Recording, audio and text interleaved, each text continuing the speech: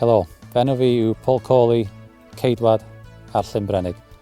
Bore yma rydw i yn mynd i fod yn siarad i chi am rai o'r pethau ddylech chi fod yn wneud cyn fynd ar y llyn. Ein job ni yw cadw chi'n saff ar y dŵr. Os mae'r gwynt yn fwy cryf na 25 milltir yr awr, bydd y cychod ddim yn cael ei adael allan.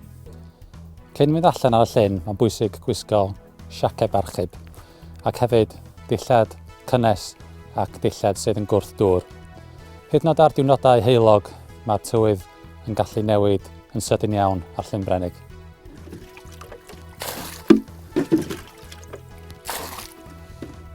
Pryd ydych chi'n barod i fynd ar y cwch, cymerwch eich amser, peidiwch â rhuthro. Os ydych chi moyn cymorth, gofynnwch chi un o'r ceidwadau.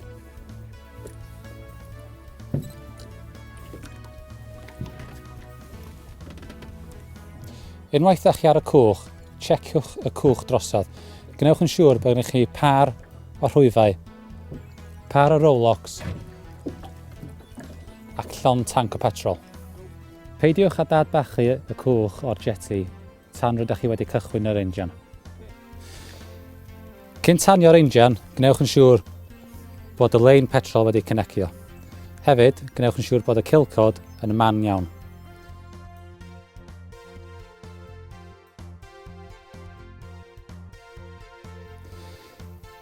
Mae'n bwysig bod y gear shift yn y neutral position. Pwmpiwch petrol i'r injan. Dodwch y choke lan. A mi ddylwn ni cychwyn.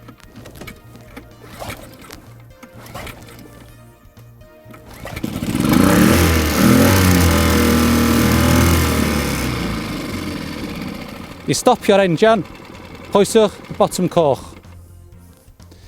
Unwaith mae'r injan wedi tanio, mi ddylech chi ddim angen llawer o choke o gwbl.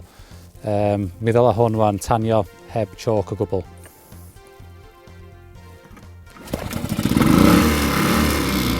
A da ni'n barod i fynd.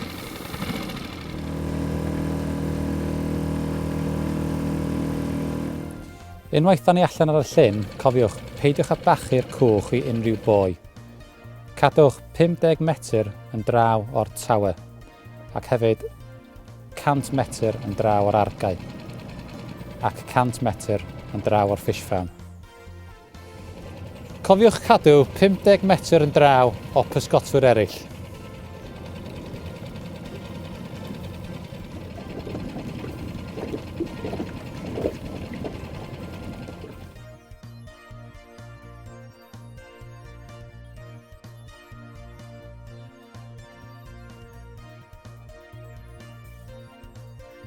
Ein job ni yw cadw chi'n saff ar y llyn.